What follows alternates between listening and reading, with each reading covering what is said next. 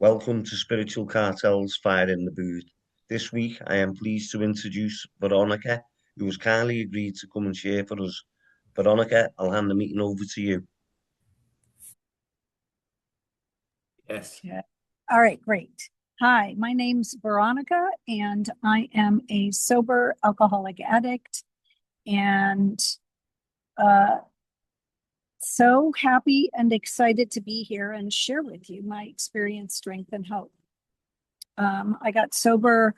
I got sober on August 6th, 1982, and then amended my sobriety date to August 23rd, 1982, because during a move, I kept tapping out all the cocaine vials that I had, and I had a big rock that I had lost that I thought I was going to find somewhere as I was moving, and I was committed to doing it if I found it. So I kept rubbing my gums, and so I felt it was best, even though it didn't alter my mind, to change my date to August 23rd, 1982. And I have been blessed beyond measure to have remained sober since. And it has been quite the journey, completely quite the journey. I will be 44 years sober this year, which just blows my mind. God willing, I make it to August 23rd. And it has been really, I've been on a joyride for my sobriety, which doesn't mean that everything has been hunky dory, because it has not. There's been a lot of heartache, a lot of stressors, a lot of death. I've lost friends to the addiction. I have lost friends to, normal things that come up in the course of life. And I've gone through a divorce. I've had children. I've single parented. I have experienced, my dark night of the soul, and have come out the other side. And I always have said that I would rather put a gun to my head than drink or do cocaine. And that's a true story. It has just never seemed like a solution to me, thankfully. I got in a relationship early on, and they tell you not to get involved. And of course, being such a good rule follower that I am, I, immediately met somebody. And I think the reason, and I didn't understand it at the time, that it's great not to get involved right away is I think a lot of people with the stress and drama of relationships can tend to, go out, especially early in sobriety. You can, I've seen a lot of people where one person, wasn't able to hang on to their sobriety, and the other person joined them in their drinking and using. That wasn't the case in my relationship. We supported each other. We went to meetings every day. We created a sober posse, and it helped create a community that I still have in my life all this time. My ex-husband now, who's since passed on, sadly, but at the time, this relationship, he was a part of the Grandma Mafia, which was, a cartel, right? Colombian, I think, out of Florida, and he was doing money laundering, and I think on the side he was also selling and using, and of course used up all his profits. And I'm going to include him in my story today because I think, in the beginning, the founding, as one of the original founding members of Cocaine Anonymous, and being the first secretary and throwing down the gavel and being a part of this community of people that created this amazing, really this amazing group, because we didn't create Cocaine Anonymous, we set a foundation wherein we interpreted what we already knew from Alcoholics Anonymous, and then went forward and saw a need where people would never see themselves going to an Alcoholics Anonymous meeting because their problem was cocaine.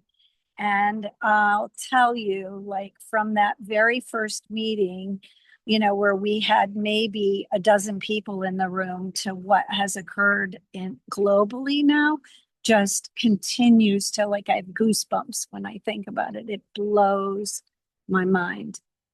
And it shows what a need there was for people, especially early on in their sobriety and an elimination of whatever it is that they were using for relieving the anxiety or partying or whatever anybody's justifiable excuse was at the time to get high, that having somebody identify as a coke addict and come into the rooms is a blessing and a gift that they have this, and people like you who facilitate the Zoom meetings so that it is all over the country, and who take it into new countries and start their own meetings. And that's how I stayed sober. That's how people I know in Cocaine Anonymous and in sobriety stayed sober. One of the most important things for me was the sober posse. It was to have a community of friends where we came early, we washed cups, we picked up cigarette butts from outside, we folded chairs, we went to coffee before, we went to dinner afterwards, we put our phone numbers on phone lists, and we took phone calls, and we picked up newcomers that needed rides to meetings, and we stayed of service. I was told, if you drank every day, used every day, you go to a meeting every day. So that's what I did. I went to a meeting every day, whether it was in the morning or in the afternoon or in the evening. I made a meeting happen every single day. In my first year of sobriety, I think almost until my 5th year of sobriety, I went to meetings every single day. And it was my community of friends. It was, my sponsor, who I called every single morning and who walked me through how to get through that first day, which was every day is a first day. Every day we wake up, we have another chance to show up as better humans on the planet. We have an opportunity to put our hand out to somebody who needs it. We have an opportunity to be kinder and more considerate. I have 3 children who have never seen me drink or use drugs, and what a blessing that is. I'm quite sure that I would not have, I'm quite sure there would have been a backhand or a spank or, some corporal punishment involved had I not been a sober woman. And that these kids got to come into meetings, Michael being sober as well, my older 2 children. And while our marriage did not last and ended in a very ugly kind of manner, we ended up working our way to being good friends so that we could be good parents to our children. And we showed up for them, and we celebrated holidays together. And that took both of us, who had a program and a format for showing up in life, where we didn't hold each other hostage to punish each other against the kids. And I'm so grateful that he was willing to do that, that he was willing to show up and have a relationship regardless. I'd like to take credit for every good thing that happened, but but I can't do that, because it takes 2 to have that kind of relationship. And so, I have a completely perforated septum, a big old stick your Q-tip to one side or the other. I began in my using days to You know, although I started drinking early, I did whatever drug was trending at the time. And, you know, hence the 80s was a perfect time to put Cocaine Anonymous onto the planet because almost everyone coming into the meetings was cross addicted at the time. Um, and I started freebasing. I started talking to people that weren't there, having total like so blessed that I didn't end up with like some schizophrenic split from myself. I would party with you and I'd say, if I start talking to people, don't worry about it. That's just what I do. And even the fact that I would say something like that and not have concern or worry for myself is mind-boggling to me to this day. And so coming into you know, the rooms and the cocaine thankfully took me down so much faster than just, you know, alcohol or whatever drug would have been trending at the moment. You know, coming into Alcoholics Anonymous at the time was, you know, when they talk about pitiful, incomprehensible demoralization, everything I'd ever believed in as a woman, as growing up, or what I wanted to create for myself, I needed to one by one let go of everything that I believed in, every value, every moral, because of course, behind cocaine, what morals could I hang on to? You know, I partied with people that brought drugs. I hung out with people that, you know, could lay another line on the table. I would do whatever I needed to do. I sold cocaine, of course. I was a co-core to the best of my experience. Just anything that would allow me to continue the pattern of addiction and feeding that tiger. And coming into the rooms and hearing, you know, nothing mind altering at the time, you know, really scared me. And as I said, I know what happened for me coming into the rooms, that my Eskimo was that I was to attend a meeting Friday night rodeo. And my girlfriend, who was my Eskimo, the only sober person in my life, said to me, "You are a disgusting woman. You are a pig. I cannot listen to you talk anymore. I cannot witness what's going on in your life anymore. And you fucking need help. And you need to get sober." And I heard it. And that night, you know, it was Friday night rodeo was the meeting that I was being sent to, which is, you know, in Los Angeles at the time. I was on rodeo in Beverly Hills. And I, you know, being the arrogant, you know, addict that I was like, oh, rodeo. Okay, well, you know, that's a crowd for me.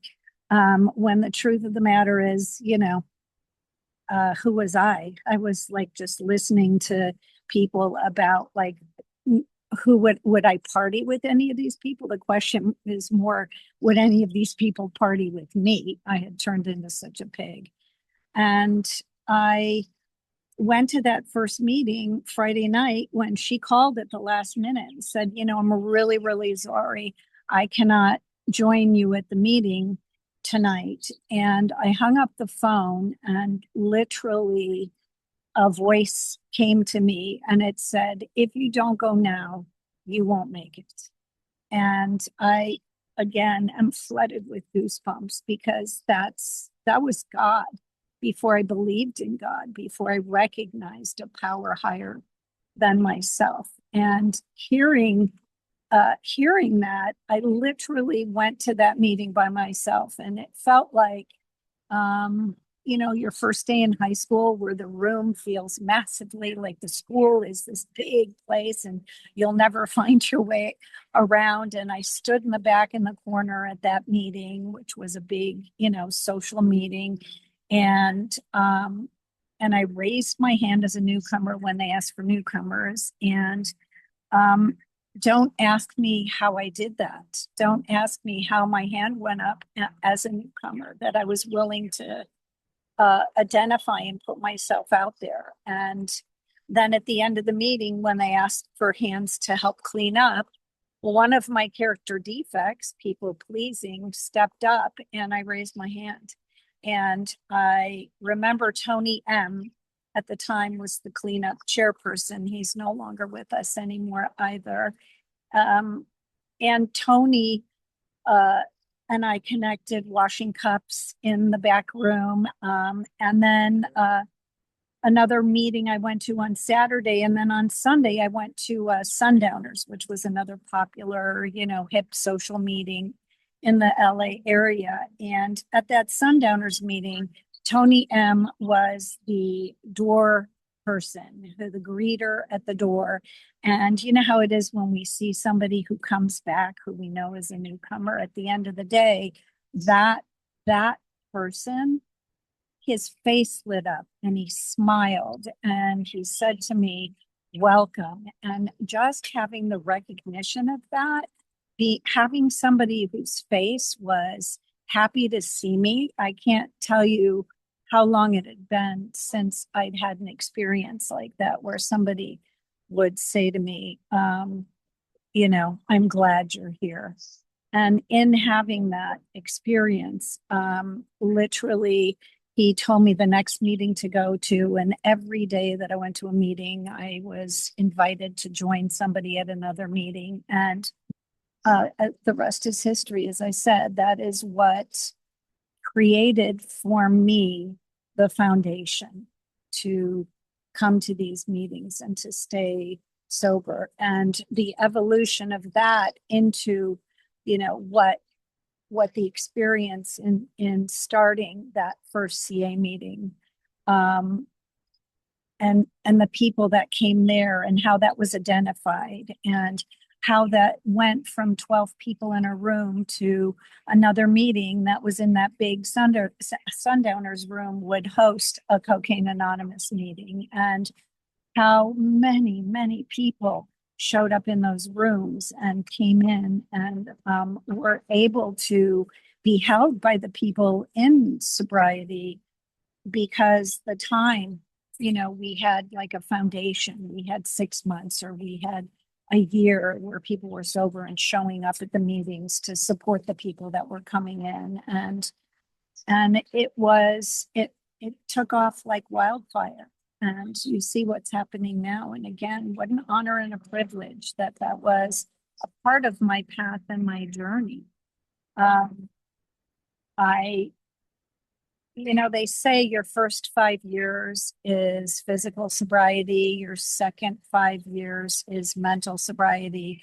And, after 15 years, your spiritual sobriety kicks in. And I found that to be true. In the beginning, I didn't really, I didn't believe, as I said, I didn't believe in God or a higher power. I prayed in my journal to a doorknob, and I would journal, dear doorknob, and put that down for myself. And as I began to stay sober and grow in the programs, my spiritual evolution began to happen. My heart, began to open, and I began to understand that I don't control everything as much as I would like to try.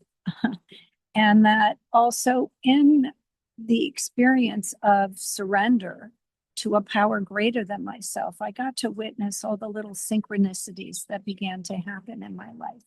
And I began to understand that in my wildest manipulation, in my wildest dreams, in my wildest experiences, I could not put the players and the pieces and the locations together in such a way that it would conspire to lead me forward and take me in the direction that I've gone.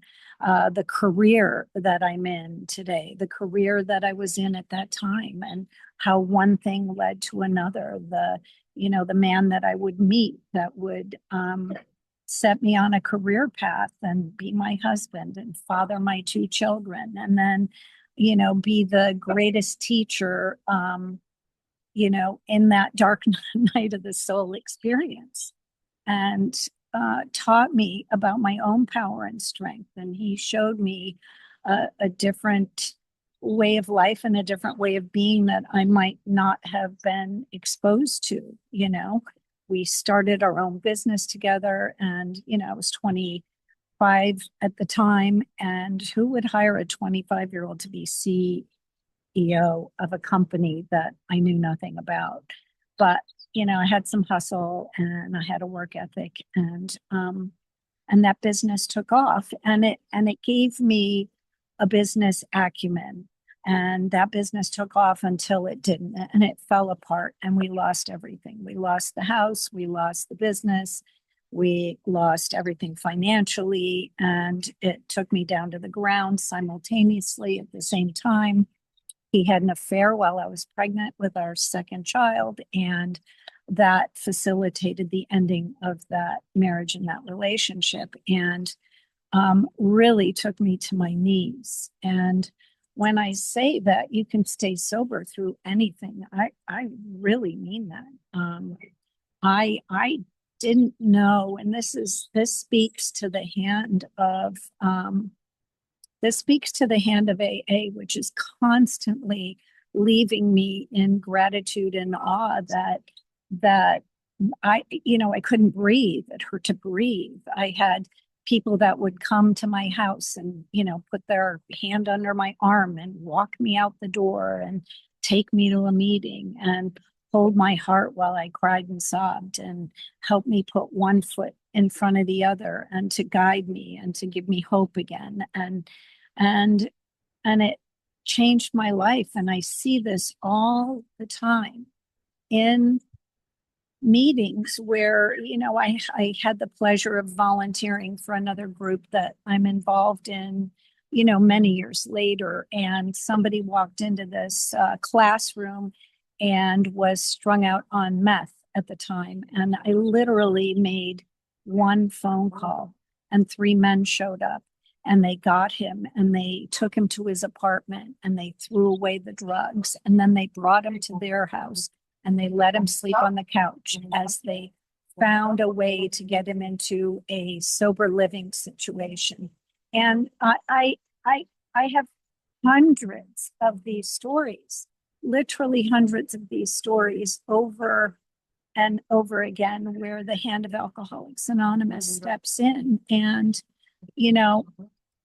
when we hold hands at the end of the meeting and we say our prayer, and you get to keep it, if you work it, and it works if you work it. And that, as is anything in life, it works if you work it. And so continuing to, go to the meetings at this stage in my life, I don't attend very many meetings anymore. I have a very rich and full life. I still take calls. I still speak at meetings. I still work with people in a different kind of way than I did in the past when I was full on sponsoring people. And, what a blessing. What a blessing that each of you, like at the end of this meeting, the person that is guaranteed to be sober today will be me. And I hope that something I say will resonate with you, and that will lead to an insight, or will be, God, if she could do it, I could do it. Because that's the truth. If I could do it, anyone here, one day at a time, sometimes 1 minute at a time, sometimes 1 hour at a time, can stay sober and lead a rich and full life. I have, as I said, had much success in my life, in the business then that I had with my ex that fell apart, and then in subsequent, industries. I moved into another industry and have had success there because of the business acumen that was shown to me based on my experience in running that business with my ex at the time. And today, like, what a gift that we have 12 steps and 12 traditions. Like, we don't have to figure it out. We have a guideline for living. And then we have, on top of that, sponsors, who tell me how you did it so I can do it. how I learned things like all our little slogans, first things first, or what's under your nose right now, because that's all you need to be thinking about or doing is what's right here right now. And you know what? There's somebody named Al Sines that had very long-term sobriety. Even when I came into the rooms, it felt like long-term. And he sadly is, I guess that's what happens as we age, is that people let go of their bodies. But he used to say, do I have to worry about the rent? No. Do I have to worry about the money in my pocket? No, I'm right here speaking to you right now. I don't need for anything in this moment. And this moment is the only thing that I have. So where am I going to put my attention and my focus today? I learned how to show up and be a friend through through AA and my relationships here, through being at the meetings, for seeing how people showed up for me and learning how to show up for other people. I learned how to be a wife. I learned how to be a businesswoman. I learned how to be a mother, through the other sober mothers that were in the program and the groups that I went to, that where you'd go to a meeting and it would have babysitting for you. Every step of the way in my sobriety and my life, I was carried by the hand of Alcoholics Anonymous. And I'm just going to say AA, replace CA, replace NA, replace OA, replace sex addicts. I think, the idea that we transfer addictions is very relevant to look to plug in. And, some people work too much. Some people exercise too much. Some are healthier patterns of addiction than others are. And, in my life today, I look at, I have these 3 children where one of my daughters, I feel surely needs to be a sober woman. And I can't, she knows where to go. She's been to, 100 meetings. She's actually done sobriety a couple times in her past. She's had 14 months and she's had a year. And I think she's, feels like she has it under control, and I know what it looks like. And her life would be so different. Her life would be, her life would be a series of miracles, just like mine has been. And where I'm at today, my husband, I've just recently gotten married 2.5 years ago to an amazing normie, and who's also recently, just for health and well-being, decided that he's not going to drink anymore. And although, it never bothers me when other people drink, because as I said before, the obsession was truly lifted from me, and it's never ever seemed like it would be a good idea. We lost our house in the Palisades fire. I don't know, how many people know about that in California here. And, it burned to the ground, and every memory, every childhood memory of mine, every childhood memory of my, children's, every, all of his camping, fishing, hiking, skiing, like all our, like everything burned to the ground. And we were in that house lock, stock, and barrel. And so this past year, because that was just on January 7th, 2025, has been a really stressful year. It's been letting go. It's been grieving. It's been starting all over again. It's been, trying to figure out, where to live. Where do we want to live? In the last 2 years, my son got married and had twins, which is a really exciting thing. But, that's been a big change in the family dynamic. And, my daughters are, I think, still struggling in life to figure out, what it is that they want to do. And I realize now that isn't mine anymore. They're adults. It's not mine to help them figure out unless they come to me. And I have to say, sometimes I'm much better at that than other times. I do tend to get a little over involved in other people's business. And I really, I'm so grateful, I'm grateful that even though I may not always be able to toe the line and not want to control or interfere or meddle or do any of the things that I may be over involved in or have too many opinions about, is that I can come back to remembering and I can reach out to a friend, because gratefully, what I learned more, you're as sick as your secrets. So I make sure that there's at least one person in my life that knows everything that's going through my mind, everything that I'm thinking, everything that I'm doing, because I don't want to hide, because I know that hiding will only allow for festering. And it's the same thing as I shared before, my character defect of people pleasing, that kept me sober walking in the doors. It had me help raise my hand. It had me volunteer at meetings, until it got to my people pleasing and over helping was a way that I got to see my own dysfunction and my own, oh, gee, if I'm over helpful, then I'm not going to be cast aside. I'll be relevant. You'll want me as your friend. You'll keep me in your life. And, these things get uncovered as we go through our sobriety. And hopefully we continue to grow and learn, that we take these opportunities to look at, and they say every time you point a finger out, there's 3 pointed back at you. And what does taking personal responsibility mean? I can't blame you if I'm not willing to take a look at myself and see how I show up and I participate.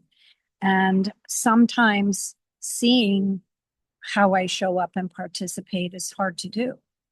And I know inside myself that, from my earlier wounds in life, that I can tend to hear through the lens of criticism. I had a critical mom. So sometimes when people are trying to help, I can't receive help because I'm hearing it as something's wrong with me. And, what I get to do is continually learn and grow here. I can continually learn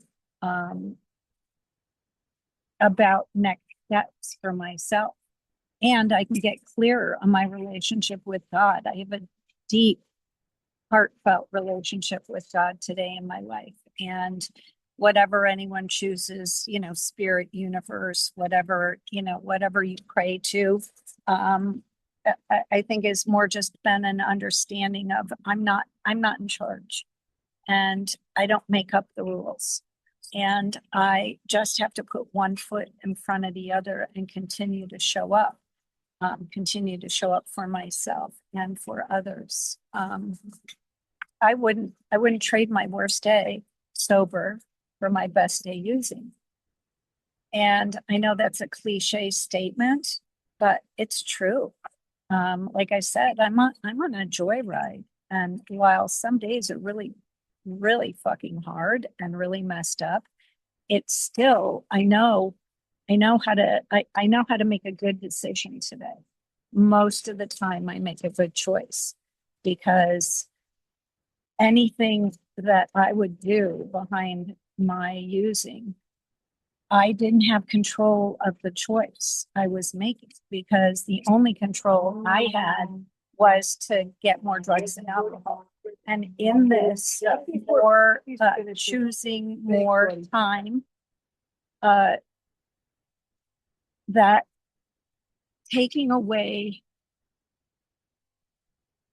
using drugs and alcohol takes away my ability to make a good choice, because the choice that I'm making is to further the addiction and to stay rooted. So I'm not going to make a good decision. I'm not going to show up for myself and others being the best version of myself that I can be, because I'm just trying to fuel an addiction, and that doesn't ever serve anyone, especially.